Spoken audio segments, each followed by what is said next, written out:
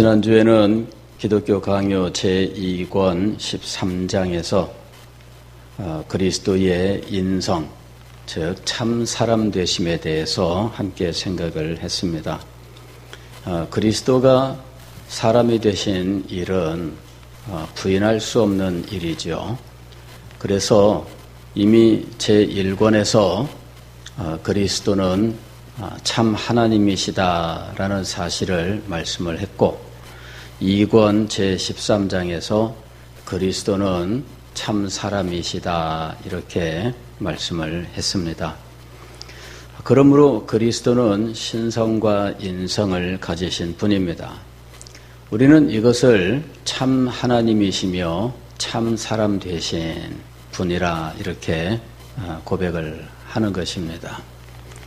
그런데 오늘 우리가 생각할 사실은 제2권 14장에 있는 내용인데 이 신성과 인성의 관계입니다. 즉 그리스도께서 신성과 인성을 가지셨다면 신성과 인성은 도대체 한 사람 속에서 어떤 관계를 가지고 존재하느냐 하는 것이죠. 신성은 도대체 어떻게 있으며 인성은 도대체 어떻게 있느냐 하는 거예요. 오늘 우리가 읽은 요한복음 1장의 말씀을 보면은 14절 말씀이 육신이 되어 우리 가운데 거하심에 이렇게 이야기합니다. 여기 말씀이라고 하는 것은 하나님 되신 그리스도를 의미하는 것이죠. 1절 말씀을 보면 태초에 말씀이 계시니라 이 말씀이 하나님과 함께 계셨으니 이 말씀은 곧 하나님이시니라 이렇게 이야기합니다. 즉 말씀은 하나님 특별히 제2위가 되시는 성자를 가리키는 용어입니다. 이 요한복음과 요한서신에서는 말씀이라고 하는 이 용어 헬라어로 하면은 로고스라는 말인데 이 로고스라고 하는 용어로 이 하나님 되신 그리스도를 표현하고 있다는 거죠. 그래서 14절 말씀에 말씀이 육신이 되어 우리 가운데 거하심에라고 하신다면 하나님이 육신이 되었다 하는 말이에요. 하나님이 육신이 되어 우리 가운데 거하심에 그러면 하나님이 육신이 되었다는 말은 도대체 무엇이냐 하는 것이죠. 말씀이 즉 하나님이 육신으로 변화되었다는 말이냐. 그렇죠? 여기 말씀이 육신이 되어 그랬으니까 이게 하나님이 인간으로 변화되었다는 말이냐. 그렇지 않죠. 또 말씀이 육신과 섞였다는 말이냐, 혼합되었다는 말이냐 하면은 그것도 아닙니다. 말씀이 육신이 되어 우리 가운데 거하셨다 이렇게 이야기를 해요. 그러면은 도대체 이 하나님 되심과 인간됨이라고 하는 이 신성과 인성은 도대체 어떤 관계를 가지고 있느냐 하는 거예요. 그리스도에게서 신성과 인성은 100% 그대로 존재합니다. 즉 하나님의 성품도 100% 또 인간의 성품도 100% 그런데 이렇게 신성과 인성이 완전하게 한 그리스도 안에 존재하게 되는데 이 둘 사이의 관계는 무엇이냐 하는 거죠. 이쪽은 신성, 이쪽은 인성 해갖고 반씩 나눠가지고 있는 건지 도대체 뭐냐 하는 거예요. 이것을 설명하는 용어는 통일성 혹은 연합 혹은 하나됨 이런 용어입니다. 즉 신성과 인성이 그리스도에게서 통일되어서 두 개가 각각 100%인데 마치 하나처럼 이제 통일되어 있다라는 거예요. 하나처럼 통일되어 있지만 신성은 신성이고 인성은 인성입니다. 즉 우리가 하나님의 속성에 대해서 이야기할 때 그분의 존재와 지혜와 권능과 거룩하심과 선하심과 인자하심과 사랑하심 그렇게 이야기할 때 그때 이 영원하고 불변한 이 하나님의 이 속성들이 그리스도에게 그대로 있어요. 그런데 사람의 속성이 있는 거죠. 사람의 속성은 뭐냐면은 유한함. 이 인간은 유한한 존재이고 또 연약한 존재이고 그런 모습들이 있는 거죠. 그러니까 그리스도에게서 이 두 개는 다 동시에 존재하고 있어요.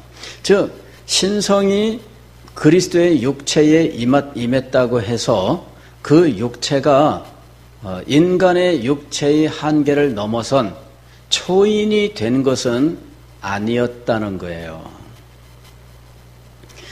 우리가 생각할 때 하나님의 성품, 그 신성이 임했으면 그러면은 이 인간이 특별한 존재가 되어서 인간을 넘어서는 소위 그리스 로마 신화에 나오는 이 헤라클레스와 같은 인간 중에서 아무도 당할 수 없고 심지어는 신들 중에서도 감히 어떻게 해보지 못하는 그런 어떤 특별한 존재가 되는 거 아니냐 이리 생각하기가 쉬워요. 그러나 우리가 성경을 보면 예수 그리스도는 인간으로서 우리보다 더 특출난 육체적인 힘과 능력을 가지고 계셨던 것은 아니었다는 거예요. 시장하실 때에는 우리와 동일하게 시장하셨고 또 피곤하실 때에는 우리와 동일하게 피곤하셨어요. 우리처럼 누워서 주무셔야 했던 거죠. 그래서 그리스도의 이런 연약한 인간적인 모습들이 그대로 성경에 기록되어 있어요. 이 얘기는 뭐냐면은 신성이 이 예수 그리스도의 육체와 하나가 되었다 할지라도 그로 말미암아 인성이 신성에 근접하는 어떤 특별한 능력을 가지게 된 것은 아니었다라고 하는 거예요. 근육이 그냥 비상하게 발달해가지고서는 엄청난 이런 거인이 된 것도 아니고 특별한 더 큰 힘이 있어서 바윗돌도 번쩍번쩍 들어 올리는 장사가 된 거 아니에요. 사람은 사람인데 신성을 가지신 이 아주 그런 이 모습이라는 거예요. 그래서 이 양자의 관계를 통일 혹은 연합 혹은 하나됨, 신성과 인성이 그리스도 안에서 하나가 되었다라고 말하는데 신성이 인성을 변화시키거나 인성이 신성을 변화시키는 그런 일들은 일어나지 않았다라고 하는 거예요. 그래서 예수 그리스도는 우리와 모든 면에서 똑같은 사람이었다 이렇게 이야기를 하는 거예요. 다만 죄는 없으시니라. 죄에 있어서만 우리와 다를 뿐이지 그 이외 인간됨에 있어서는 똑같았다 하는 거예요. 그러나 예수 그리스도는 신성에 속한 일들을 행하셔요. 즉 귀신을 쫓아내고 이적을 행하시고 하시는 이런 일들, 그런 권세와 능력들은 신성에 속하는 일들입니다. 그것은 인간성으로부터 나오는 것이 아니었다라고 하는 거예요. 인간성으로부터 나오시는 일들은 이제 그 여행을 하시다가 피곤하여서 잠시 앉아 쉬신다든지 혹은 이제 먹을 것을 구하러 제자들을 보내시고 이러는 것들을 보게 되면 그것은 역시 인성에 속한 일인 거예요. 그러니까 인성에 속한 이런 인간성의 모습들을 그대로 가지고 계시는데 신성에 속한 일들을 영광스럽게 행하시는 이런 모습들을 보여요. 그럼에도 불구하고 이 신성과 인성이 예수 그리스도에게서 하나로 되어 있기 때문에 그리스도께서 십자가에 못 박히신 그것은 인간이 십자가에 못 박힌 것임에도 불구하고 하나님이 십자가에 못 박히셨다 이렇게 말할 수 있게 되는 거예요. 왜? 신성과 인성이 하나가 되어 있기 때문에 예수 그리스도는 육체가 십자가에 못 박혔는데도 불구하고 우리는 하나님이 십자가에 못 박혔다 이렇게 말을 하게 되는 거죠. 그 다음에 인성이 신성으로 말미암아 영광스럽게 되는 일이 일어나는데 그것은 뭐냐면은 그리스도께서 부활하신 거예요. 그리스도께서 부활하심으로 이 부활체, 즉 부활하신 예수 그리스도의 육체는 이제 오늘날 우리의 이 육체와는 달라요. 우리의 육체와는 전혀 달라요. 그리고 이 그리스도께서 승천하셨는데 우리 눈으로 보는 그대로 승천을 하셨어요. 제자들이 예수님이 승천하실 때 이 예수님을 가만히 보고 있는데 예수님이 둥실 떠오르더니 위로 계속해서 올라가셨어요. 제자들이 예수님 올라가는 장면을 계속 봤습니다. 그랬더니 구름 사이로 들어가셨다. 그때 하필이면 구름이 잔뜩 낀 날이었는지 구름 사이로 들어가고 안 보였다 이렇게 얘기를 해요. 그런데 거기는 무슨 구름이 많아서 예수님이 구름 사이로 사라지신 것은 아니고 그게 뭐냐면은 하나님의 영광, 즉 우리가 구약 성경을 보게 되면은 하나님의 영광이라고 하는 것이 등장하는데 그것은 우리의 눈으로 보이는 어떤 것을 말하는 거예요. 우리 눈으로 보는데 그것이 하나님이 이 가운데 계신다라고 하는 것을 우리 눈으로 볼 수 있도록 나타내시는 것, 그것이 구약 성경에 하나님의 영광이라고 말하는 거예요. 그것은 어떤 모습이었느냐 하면은 우리가 흔히 알고 있기로는 불기둥과 구름기둥이라고 하는 거예요. 불기둥과 구름기둥, 이건 뭡니까? 이스라엘 백성들이 광야 40년 지나는 사이에 하나님께서 구름기둥과 불기둥으로 인도하셨다 이렇게 말씀하잖아요. 그럴 때 이 구름기둥과 불기둥이 바로 하나님의 영광이에요. 하나님의 영광. 눈으로 보여. 눈으로 보이면서 하나님이 우리 가운데 계시도다. 그거를 이스라엘 백성들이 확신하게 하는 거예요. 그들은 눈으로 늘 구름을 확인합니다. 구름기둥을 확인하고 불기둥을 확인을 해요. 그러면 구름기둥과 불기둥이 두 개가 있었단 말이냐? 그 얘기가 아닙니다. 저도 학생 시절에는 구름기둥과 불기둥 두 개가 있어가지고 이 성전에 보면은 그 야긴과 보아스 두 기둥 세워서 이름을 붙인 것처럼 그렇게 구름기둥과 불기둥 두 개인가 이렇게 생각했는데 두 개가 아니라 하나입니다. 낮에는 구름으로 보이는데 밤에는 붉게 빛나는 불기둥으로 보이는 거예요. 그러니까 야간에는 빨갛게, 낮에는 하얗게 이렇게 보이는 것이었습니다. 그것이 하나님의 영광이에요. 그것이 사람의 눈으로 보는 하나님이 자기 백성과 함께 하시는 증거예요. 그래서 예수님께서 구름 사이로 올라가셨다는 말은 구름이 잔뜩 껴있는데 예수님이 그 구름으로 들어가셨다는 말이 아니고 하나님의 영광, 즉 이제까지는 육신을 입고 이 세상에 오셔서 인간의 연약함 가운데 계셨고 모욕과 멸식 가운데 계셨는데 그분이 이제 지상에서 모든 일들을 다 마치셨어요. 그리고는 하나님의 영광 가운데 올라가신 사실을 그렇게 표현한 것이다. 이렇게 설명을 합니다. 자, 이 예수님이 올라가신 그대로 구름 가운데로 올려와 가신 그대로 이제 구름을 타고 오시리라. 이렇게 말씀을 하세요.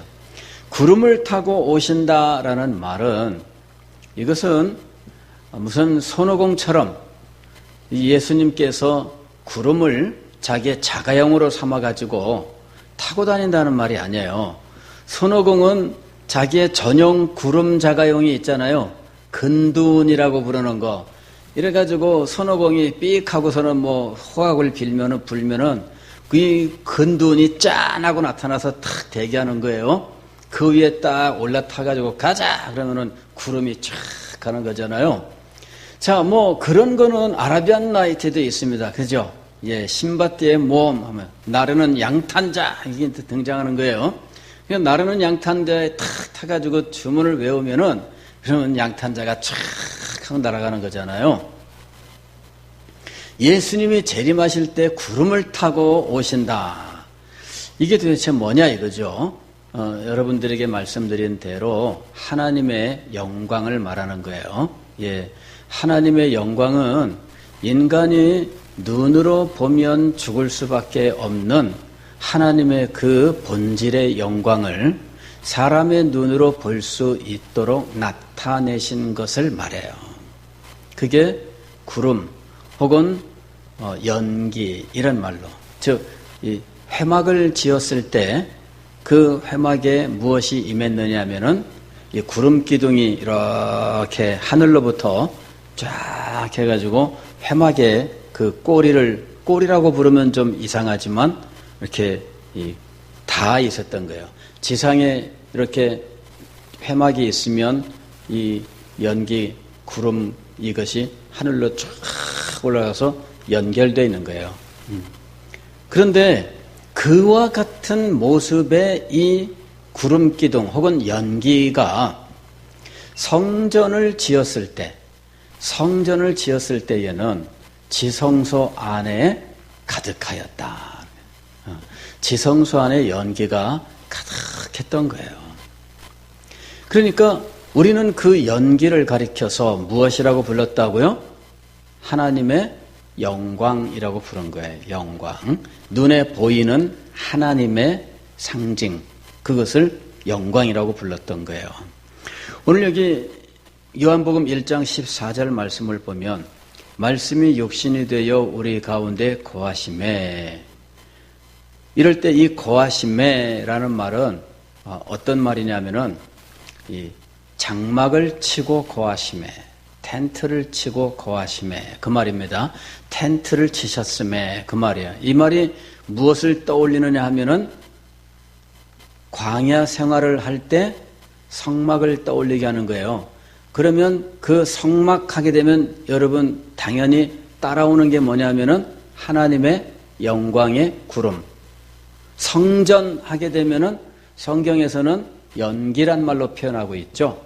그러니까 연기나 구름과 같이 하얗게 보이는 무엇인가, 그것이 있었던 거예요. 그걸 떠올려야 돼요. 그리고 그것을 가리켜서 무엇이라고 불러요? 영광이라고 불러요. 영광. 여기 1장 14절은 그 사실을 알아야만 이해할 수 있는 용어들로 되어 있어요. 말씀이 육신이 되어 우리 가운데 거하심에는 텐트가 있었다. 텐트 가운데 있었다. 그 다음에 우리가 그의 무엇을 보니? 영광을 보니. 아버지의 독생자의 영광이요 은혜와 진리가 충만하더라. 아버지의 독생자가 영광이신 분이에요. 그러니까는 그리스도 자신이 하나님을 우리에게 나타내시는 분이에요. 그리스도 자신이 우리 가운데 거하시면서 그분이 하나님이 우리와 함께 하심의 증거예요. 이 그리스도 자신이 우리와 함께 하시는 분 하나님으로서 이름이 무엇이냐면은 임마누엘이에요. 임마누엘은 하나님이 자기 백성과 함께 계신다 하는 의미입니다. 즉, 이 구약 시대의 이 성막은 혹은 성전은 자기 백성과 함께 하시는 그리스도, 즉 하나님 자신의 영광을 그림자로 보여주고 있었던 거죠. 성막 자체가 그 백성 한가운데 있어요. 그래, 그 백성 한가운데에서 백성들의 삶 가운데 계셔요. 그리고 성전을 지었을 때 그 성전이 이스라엘 백성들의 삶의 중심이에요. 하나님이 그 백성의 한가운데 거하시는 거예요. 그리스도께서 이 세상에 육신을 입고 오셨을 때 이 육신을 무엇이라고 불렀다고요? 육신의 장막이라고 불렀어요. 그래서 육신을 입고 거하심에 그랬는데 장막을 치고 거하심에, 이 육신의 장막이에요. 그런데 육신의 장막을 치고 거하신 그분의 모습을 뭐라고 불렀느냐면은 영광이라고 부른 거예요. 그래서 그리스도는 하나님으로서 우리 가운데 임하신 분이었는데, 다만 육신을 입으실 때 육신과 즉 인간성과 하나님 되심이 연합하여 하나가 되었다, 이렇게 이야기를 하는 거예요. 그리스도 신성에 대한 성경의 증언들은 아주 많습니다. 요한복음 8장 58절 보면은 아브라함이 나기 전부터 내가 있었느니라, 이렇게 말씀을 하셔요. 그랬더니 유대인들이 속으로 50도 안 되었는데 무슨 별말을 다 한다, 이렇게 속으로 생각하는 장면이 나옵니다. 아브라함이 나기 전부터 내가 있었느니라, 이 말은 뭐냐면은 그리스도의 선제, 즉 그리스도가 육신을 입고 이 세상에 오시기 이전에도 그리스도는 계셨다는 말이죠. 이것이 그리스도의 영원성을 의미하는 말이고요.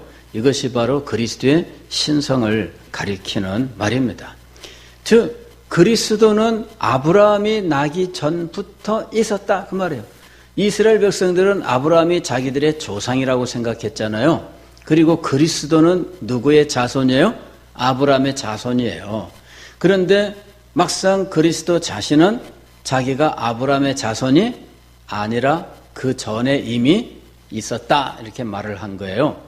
그 다음에 이 유대인들은 그리스도를 다윗의 자손이라고 불렀어요.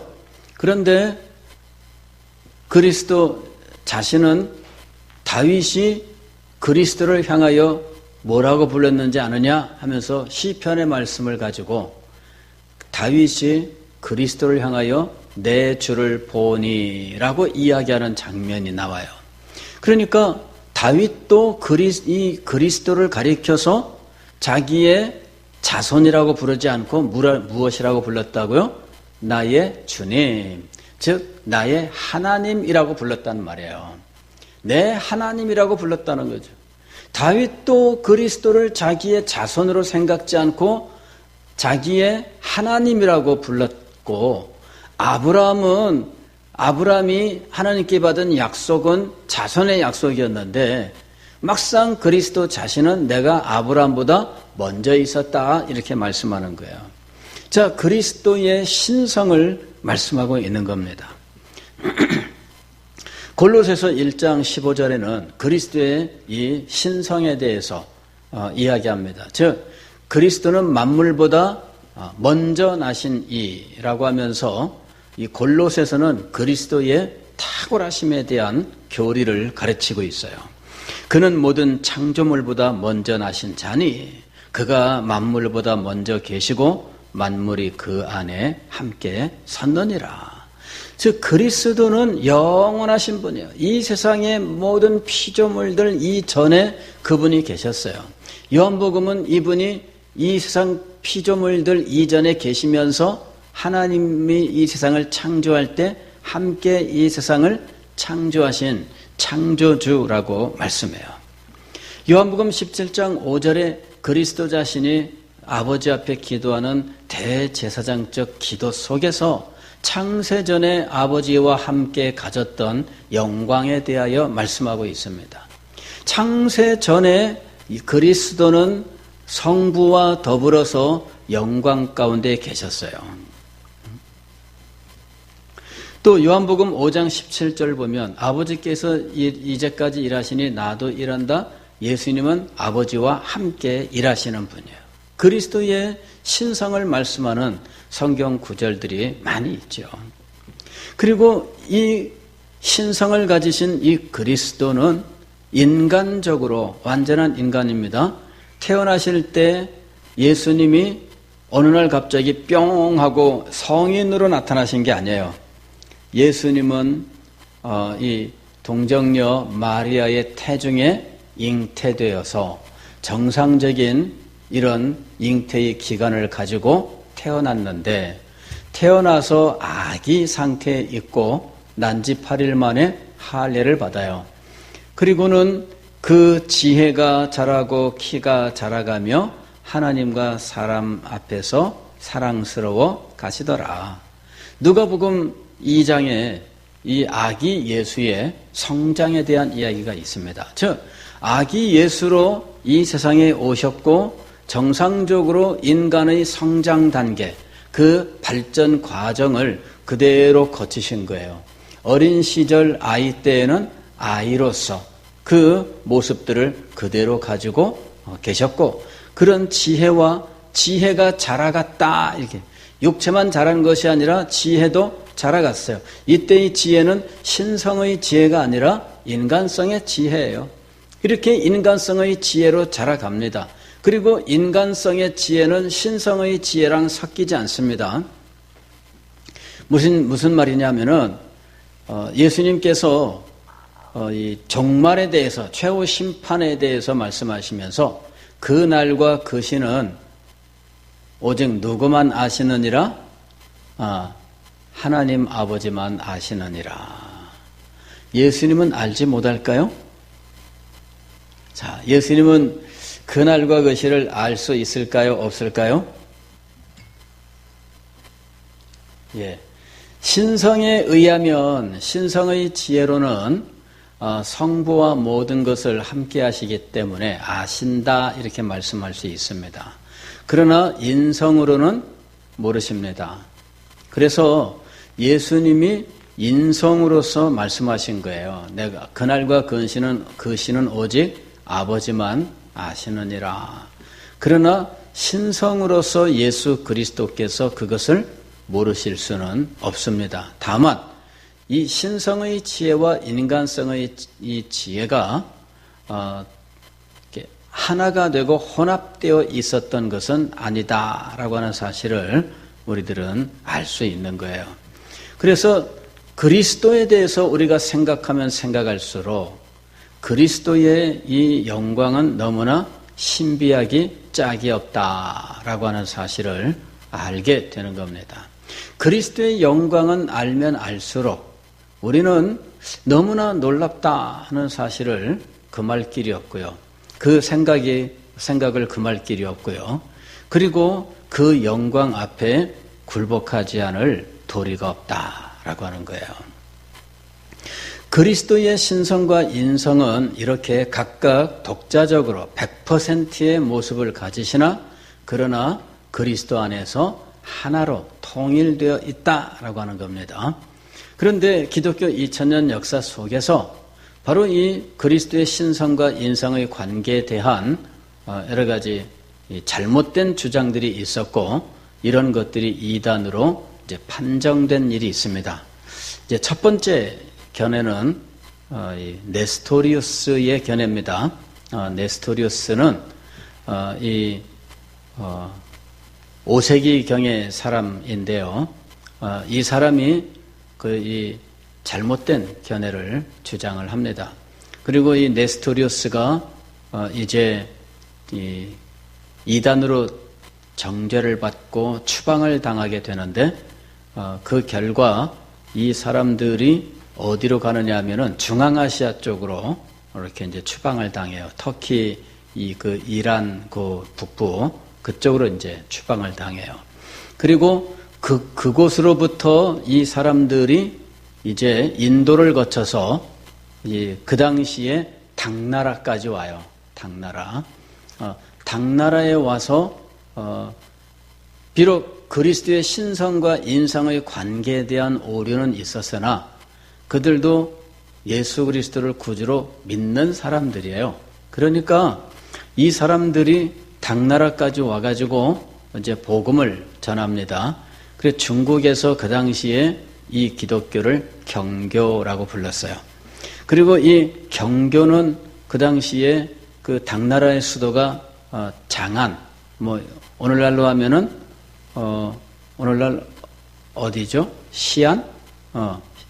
시안이라고 부르더라고. 거기가 이제 그 당나라 수도예요. 거기에 장안사라고 하는 그 교회를 세우고 이제 복음을 전하고 그렇게 했는데, 그 당시에 이 당나라와 교류하던 신라, 이 통일신라, 여기가 당나라랑 친했거든요. 그래서 그때 이 당나라에 뭐 유학 가는 사람들도 많고 인적 교류가 많았는데 그 결과 그 경교와 접촉이 있었을 것이다. 실제로 그런 유물들이 신라 지역에서 고고학 유물이 발굴이 되고 지금 현재 기독교 박물관에 있어요. 그래서 아마 본격적으로 복음이 이 신라에 들어왔는지는 모릅니다만은 그러나 어쨌든 접촉이 있었던 것만큼은 틀림없다. 바로 이 사람들이 경교, 즉 네스토리우스의 후예들입니다. 이 사람 네스토리우스가 주장한 게 뭐냐면은 신성과 인성은 각각 따로따로 존재하는 걸로. 그래서 신성과 인성은 달라. 그냥 서로 뭐 그냥 너는 너 나는 나 이제 이런 관계로 얘기하는 거죠. 이게 이제 신성과 인성의 통일성을 이제 인정하지 않은 거예요. 그래서 이것을 초대교회에서는 이단으로 판정을 했어요.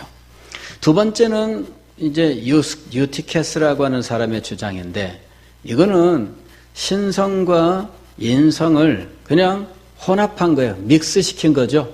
왜 우리 커피 믹스에 있잖아요. 커피 믹스는 커피의 알갱이, 그 다음에 설탕과 프림 3개를 한꺼번에 넣어놓은 거예요. 그죠? 이게 믹스예요. 그러니까 예수 그리스도는 이 신성과 인성이 이런 식으로 섞였다 이렇게 얘기를 하는 거죠. 네. 그런데 이것도 역시 그리스도의 양성을 구분하지 않아요. 신성과 인성을 구분하지 않아요. 이렇게 혼합된 이런 주장을 하다가 이 사람들도 역시 이단으로 정죄를 받아요. 자, 그 다음에 종교개혁 시대에 칼빈과 연결된 인물이 있는데 이 인물이 바로 이제 세르베투스라고 하는 인물이에요. 칼빈은 기독교 강요에서 세르베투스를 이야기하고 있고요. 세르베투스에 대해서는 따로 책 한 권으로 그를 비판하고 그 교리 잘못된 것들을 지적한 일이 있습니다. 자, 이 세르베투스라고 하는 사람은 어떻게 얘기했느냐 하면은 그리스도가 하나님이신 이 그리스도가 하나님의 아들이 되시는 것은 인간으로 태어나면서 된 것이었다. 이제 이렇게 주장하는 거죠. 그리스도는 하나님의 아들이신데 그가 하나님의 아들이 되신 것은 인간으로 태어나시면서 육신을 입고 하나님의 아들로 이제 인정되었기 때문에 하나님의 아들이다. 이렇게 부른 거예요. 자, 이게 이제 사실은 양자론과 같아요. 양자론이라고 하는 건 뭐냐면은 그리스도는 하나님이 아니며 그리스도는 하나님의 아들이다. 하나님의 아들인데 하나님은 아니다. 이것이 양자론이에요. 하나님의 아들과 하나님을 어떻게 했어요? 분리시켰어요. 하나님의 아들됨을 이 양자론에서는 양자가 되어서 하나님의 아들이 된 거예요. 가령 이런 거죠. 뭐 법적으로야 그런 관계는 아니지만 집에서 이 반려견을 키우는 사람들이 이 개한테 꼭 하는 말이 있습니다. 야, 엄마다, 엄마. 아이고, 우리 딸 이러면서 말이죠. 개가 딸이에요, 아니에요? 근데 개를 딸로 부르고 아들로 부르고 자기를 엄마라 그러질 않나. 남편이 퇴근했는데 아빠 오셨다 이러는 거예요. 그리고 참 김준환 집사님 혹시 안 그랬어요? 안 그랬어요?